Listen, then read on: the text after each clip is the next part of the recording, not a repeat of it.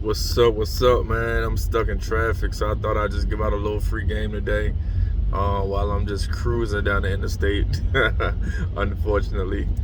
But check this out, man. I just want to give out a little free game today, real quick, right? I see a lot of people, this internet thing it's funny. You get to connect with people, but it's a funny thing because you get to see different perspectives of how people live, how they think, and you really get to connect with people on different levels. One thing a lot of people do is they like to flash money, which is it's hilarious, right? Because most of the people that flash money really not set up like that. It's a cool look, but in actuality, people not set up the way that they be trying to portray that they set up, which is interesting to me because a lot of us haven't been taught anything about the financial game, right? We haven't been taught anything about how to make money work for us. We haven't been taught anything about credit, so on and so forth. So I got a couple gems right here, right? Boom. Why your credit is important. It's a couple reasons why your credit is important. A lot of us grew up in neighborhoods we didn't want to grow up in, or we didn't really have a choice. I'm a parent, so a lot of parents, as I'm starting to realize, because I have kids, a lot of parents, they want better for their kids, and they don't know how to get in better positions for their kids because they don't know how to utilize what they have, or they don't know how to attain certain things that they could get. One of the biggest things that you could use to get you and your family in a better neighborhood is your credit by itself. Your credit score could be the factor that separates you from staying in the hood or getting in a great neighborhood with a better school system. And I said it because when you trying to apply for certain places in certain neighborhoods, they want to see your credit score is good. That credit score shows whether you're a good paymaster, right? Do you have a good financial record? It's like a financial report card in a way. And so when these places that you're applying for see that you have bad credit, which most Americans do, they see that you got bad credit, they're like, oh no, this person is not approved to be here. They cannot come. You're denied from being in this neighborhood. You could be a good person. You could be the best parent. You could want the best for your kids, but you can't come in this neighborhood because your credit score is low. And your credit score could be low, not necessarily because you did anything wrong. It could be just because you don't even know about credit. Or it could be you got something on your credit report that you have no idea about. Or you could have a medical bills because you were in a bad position once upon a time. You had to go to the doctors and you couldn't pay the bill back, and it's on your credit report. So you couldn't afford to pay it back. And so now you got bad credit. And so now that stops you from moving in a better neighborhood where your kids can have better opportunities, where you could be safer, so on and so forth. I don't have to draw out the whole picture. You get it, right? So another thing is too, man, you take this money that you're making, and instead of flashing it and instead of just putting it inside of a bank account, you have to learn how to make this money work for you, because the money is losing value every single day.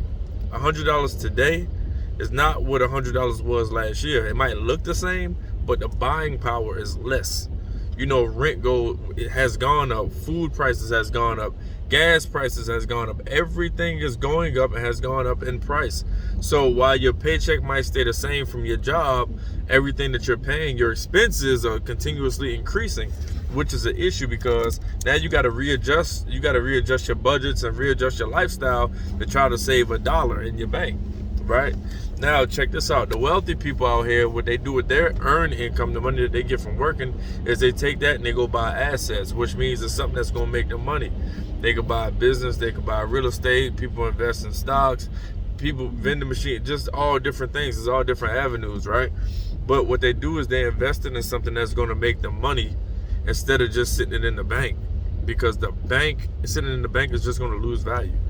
You can't beat inflation by sitting your money in the bank, and you got a bad credit score on top of that. So you really get stuck. You're losing buying power, and you can't get approved for anything already. You're still making the same amount of money or less at your job, so you just get stuck in bad situations.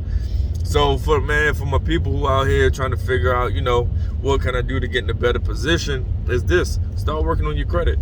That right there, you leverage your credit in such a way where you have more buying power. You can walk around with 20 grand in your pocket, and when you go to purchase that house, let's say 150,000, 200,000, 300,000. That's not even crazy. That's like regular prices, you know. I don't even know. It depends on where you live at. But you not without good credit or without credit, and you just got that little bit, you just got that money, like you're not going to get that mortgage, right? Because these people want to see, okay, if I give them, you give me $10,000 out of your $20,000, you still owe me $240,000. You still owe me $290,000. You still owe me $90,000. Whatever the house costs, you know, you owe me the difference. If you don't have a track record of paying me back or paying people back, i.e. your credit score, you're not gonna get no money, because it's like you're not a good paymaster. It's just like somebody asks you for money. You want to know that that person is a good paymaster. You be like, yo, like, how I know I'm gonna get my money back, right? Who can vouch for you and say, all right, you know, you pay your money back, you pay on time, and you gonna pay all of it? Who can vouch for you? That's the same thing what your credit score says for you. So when you take this money, you say, hey, I want to go buy a house. They want to look at your credit score and say, okay, are you a good paymaster? Because you might put up 10 out of your $20,000, but at the same time, we got to put up the rest, the other $240,000. How we know you can afford to pay that? How we know that you are going to pay that? You got to have a paper trail of money. You got to have a good credit score that has not just a 700 score, but you have to have a 700 score that had credit score with a credit portfolio or credit profile that has different kinds of accounts, that has longevity in those accounts. These accounts have been open X amount of years. You've been paying on time for X amount of years. You've been using your credit cards the right way for X amount of years. You know what I'm saying? Now we can approve you for this mortgage. You can't just start with a credit card today, and then next week you got a 700. Just think, oh, I got a 700, I'm gonna get approved. It don't work like that, right? So I'm saying, like, these are a couple of gems that you got to think of that could better your life. And it's all about getting yourself in position and taking advantage of situations, because you can miss out on opportunities that don't come back around or won't come back around for a long time, just because you're not in a position to win. I talked to a couple people, they say, yeah, you know, I know my credit is important, but I'm not focused on that right now. I do it when I get time, or, you know, when it's the right time. But how do you know when it's the right time? Because now when the opportunity, like COVID hit and people were running out of their homes, and there were homes on the market, interest rates dropped like crazy. They were trying to stabilize the market and the economy, and people who were in position to win started snatching up properties. Investors started snatching up properties because they were in the position to take hold of the opportunity, man, and everybody's not in that position. So right now, start thinking about it. Like, what am I going to do to put myself in a position? What can I start doing to make sure the next time XYZ happens, I can win? What am I going to do with this money, this excess money that I have, instead of flashing it and buying a pair of tennis shoes? What can I do with some of this money, at least half of this money, that's going to put me in a better position down the line, so I don't always have to work for $1, or so that I can, you know, be in a better position, or my kids or my grandkids or whatever can be in a better position? These are some of the questions you got to ask yourself, because the dollar is steadily losing value. And if you don't have great credit, it's hard to leverage a dollar that's losing value out here, okay? So think about that. That's, you know, these are just a couple of gems while I'm stuck in traffic. I'm about to go. I'm maybe going 20 miles an hour right now, so it's time to take off, baby.